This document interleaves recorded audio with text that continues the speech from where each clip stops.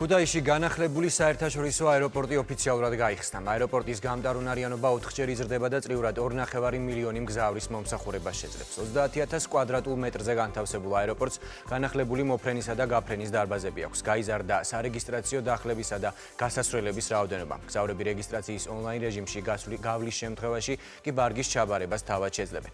რა შესაძლებლობებს უქმნის განახლებული აეროპორტი ქვეყანას? ქუთაისიდან საქართველოს აეროპორტების გაერთიანების ხელმძღვანელი თამარ არჩვაძე შემოგვერდება. ქალბატონ თამარ, მოგესალმებით და მადლობა გადაცემაში მონაწილეობისთვის. მოგესალმებით ნიკა, დიდი მადლობა მოწვევისთვის, მივასალმები მაყურებლებს.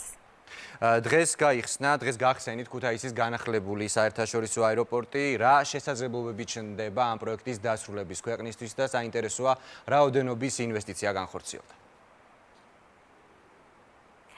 პირველ რიგში მინდა აღვნიშნო, რომ ამ აეროპორტის განახლება და გადიდება ქვეყნისთვის მნიშვნელოვანია იმით, რომ დასავლეთ საქართველოს შეემატა კიდევ ერთი განახლებული აეროპორტი, რომელიც შეძლებს, რომ წელიწადში მოემსახუროს 2,5 მილიონ მგზავრს და ამასთან ერთად, ვინაიდან აეროპორტი არის ეხლა 6-ჯერ უფრო დიდი, ჩვენ რა თქმა უნდა გვჭირდება მეტი კადრი იმისათვის, რომ ამ ყველაფერს მოვუაროთ და შევძლოთ ღირსეულად მომსახურებების გაწევა და რა თქმა უნდა დავასაქმებთ გაცილებით უფრო მეტ ადამიანს. ჩვენი გათვლებით წლის ბოლომდე დასაქმებული იქნება უკვე ქუთაისის აეროპორტში გაერთიანების მიერ 350 ადამიანზე მეტი.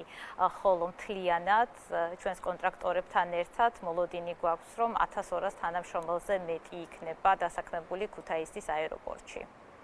როგორც ცნობილია, გამტარუნარიანობა იზრდება 4-ჯერ. საინტერესოა, როგორ მოხდება კომფორტული გადაადგილების შეთავაზება ტურისტებისთვის, მათი მგზავრობა აეროპორტამდე და შემდეგ შესაბამის პუნქტამდე მისვლა. ამ მიმართულებით რა ღონისძიებებია გატარებული და როგორ გაუადვილდებათ მათ გადაადგილება აეროპორტში და შემდეგ უკვე პუნქტში? ისევე როგორც ადრე აეროპორტის გაერთიანებას აქვს კონტრაქტი ავტობუსების კომპანიასთან, უბრალოდ ორ ავტობუსის კომპანიასთან, ასევე ჩვენ გვაქვს კონტრაქტი ტაქსების კომპანიასთან, რომელიც თავაზობს მგზავრებს კომფორტულ მგზავრობას თბილისის, ქუთაისის, ბათუმის მიმართულებით ავტობუსები, ხოლო ტაქსები რა თქმა უნდა ნებისმიერი მიმართულებით. ასე რომ მგზავრებს, რომლებიც ჩამოვლენ ქუთაისის აეროპორტში, შეეძლებათ კვლავ განაგრძონ შეღავათიანი ტარიფით მგზავრობა, როგორც საჰაერო ტრანსპორტით, ასევე ავტობუსებით, მათი დანიშნულების ადგილამდე. თუ გაქვთ ინფორმაცია, როგორ მოგვარდება რკინიგზით გადაადგილების პრობლემა ამ მიმართულებით, თუ იგეგმება რაიმე სიახლეები, თუ გაქვთ ინფორმაცია ამის შესახებ? კი შემიძლია დაგიდასტუროთ, რომ მიმდინარეობს აეროპორტთან ახლოს მიმდებარე ქუთაისის კოპიტნარის რკინიგზის სადგურის რემონტი, ასე რომ ეს თემაც მალევე გადაწყდება. გააქტიურებულია ავიამიმოსვლა, მათ შორის დაიტვირთა ქუთაისის აეროპორტით. საინტერესოა, რა მიმართულებები იქნება უახლოეს პერიოდში შეთავაზებული ქუთაისის აეროპორტით? დღესდღეობით ჩვენ გვაქვს 9 მიმართულება, ამ მომენტისთვის 3 მიმართულება არის ყაზახეთის, ხოლო 6 მიმართულება ევროპის მიმართულებით არის, რომელსაც ასრულებს ავიაკომპანია Wizz Air, ხოლო ყაზახეთის მიმართულებით კი დაფრინავს Flyaristani.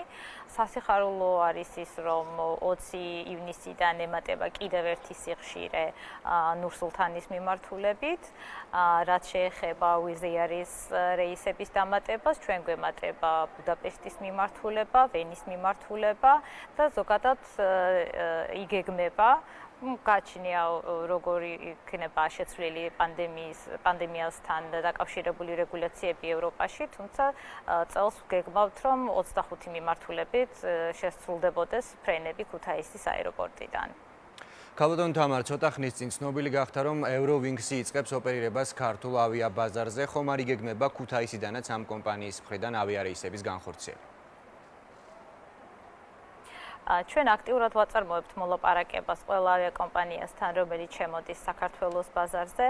რა თქმა უნდა გავითვალისწინოთ პანდემიური სიტუაცია და მოთხოვნა ფრენებთან დაკავშირებით, როგორც კი იქნება მოთხოვნა, რა თქმა უნდა, ქუთაისის და ბათუმის აეროპორტიც ყოველთვის არის ოფცია და მოლაპარაკების მაგიდაზე ყოველთვის ჟღერდება საქართველოში 3-ვე საერთაშორისო აეროპორტში ფრენის წინადადება.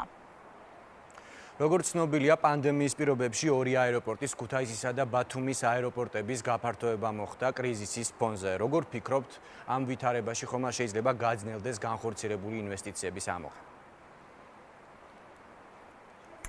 არავითარ შემთხვევაში პირიქით ჩვენთვის ეს იყო გარკვეულწილად ამოსუნთქვის საშუალება და ის რომ წყნარად განხორციელდა ყოველგვარი ექსცესების გარეშე აეროპორტებზე მუშაობა და დასრულდა ეს გაფართოების პროექტები. ჩვენ პირიქით გაცილებით უფრო მზად ვართ იმისათვის, რომ მივიღოთ გზავრები. მინდა გითხრათ, რომ მაგალითად ბათუმის აეროპორტში 68%-ით არის აღდგენილი მგზავრთნაკადი 2019 წელთან მიმართებით. ქუთაისის აეროპორტი მაისის პირობები მონაცემებით სულ რაღაც 16%-ზეა გასული, მაგრამ ეს არის 2000, უბრალოდ ეს არის იმის ბრალი, რომ ჯერ ახლახანს გავიხსენით, ამიტომ გვაქვს მოლოდინი იმისა, რომ მგზავრთნაკადი გაცილებით უფრო გაიზრდება. ზოგადად შემიძლია აღვნიშნო, რომ საავიაციო ბაზარი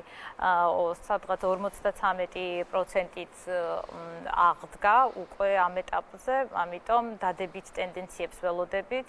ესეც რა თქმა უნდა პანდემიური წლის გათვალისწინებით დამოკიდებულია ისევ და ისევ პანდემიის ტალღებზე და ვაქცინაციაზე და იმ რეგულაციებზე, რომელსაც მიიღებს ის სახელმწიფოები, სადაც საქართველოსთან ხორციელდება ფრენები. რა გეგმები აქვს აეროპორტების გაერთიანებას პოსტკრიზისულ პერიოდში? რა პროექტებზე გაკეთება აქცენტი? თქვენც უკვე ახსენეთ, რომ ფრენების 53% აღდგენილი. როგორია თქვენი გათვლები, როდის შეძლებს საქართველოს 2019 წლის მაჩვენებლებს დაუბრუნდეს? ჩვენი გათვლებით 2019 წლის მაჩვენებლებზე დაუბრუნდებით უკვე 2025 წლისთვის, თუმცა აღსანიშნავია, რომ ეს არის დამოკიდებული კონკრეტულად მიმართულებაზე. მაგალითად, ბათუმის აღდგენას ველით 2019 წლის მაჩვენებელზე გასვლას ველით უკვე 2022 წელს, ქუთაისის მიმართულების აღდგენას ველით 2023 წლისთვის და ერთიანად მგზავრთნაკადის მაჩვენებელი, რა თქმა უნდა, ცოტა უფრო გვიანი იქნება, მაგრამ ესეც, ასე ვთქვათ, პესიმისტური გათვლებით. და ბოლოს, როგორც ვიცით, სიახლე გაქვთ ქუთაისის აეროპორტში ავიაკომპანიების მოსაზიდად სააეროპორტო მომსახურების ფასდაკლების განახლებული კონცეფცია მომზადდა. რომ გითხრათ, რას გულისხმობს ეს შეთავაზება და რომელ ავიაკომპანიებს უნდა ველოდოთ ამ აეროპორტში? ამ ტარიფის შემოღებით შემიძლია ვთქვა, რომ უკვე არის შედეგი მიღებული და Fly Aristani შემოვიდა კონკრეტულად ამ ტარიფის შემოთავაზების შემდეგ. რაც შეეხება დეტალებს, ალბათ ტექნიკურია ძალიან და მაყურებელს არ დაინტერესებს, თუმცა ვიტყვი, რომ ეს არის ვინაიდან საავიაციო ტარიფები ძალიან ბევრი კომპონენტისგან შედგება, მოლაპარაკებების გამარტივებისთვის ჩვენ შევიმუშავეთ ერთიანი ტარიფი იმისათვის, რომ ავიაკომპანიებმა უფრო ადვილად გაიგონ თუ რას ვთავაზობთ, რა კონცეფცია გვაქვს და შესაბამისად ეს ტარიფი არის დაგზავნილი კომპანიებისთვის, ხოლო კონკრეტულად კომპანიების სახელს არ დავასახელებ, იმიტომ რომ მოგხსენებათ, კომერციული მოლაპარაკებები ყოველთვის წარმოადგენს გარკვეულ საიდუმლოებას. დიდი მადლობა. მაგრამ სიახლეებს ველით და დიდი სიამოვნებით გაგაცნობთ. ძალიან კარგი, მადლობა საინტერესო საუბრისთვის, დაგემშვიდობებით. ბიზნეს პარტნიორის შეკითხვებს აეროპორტების გაერთიანების ხელმძღვანელი თამარა არჩვაძე პასუხობდა.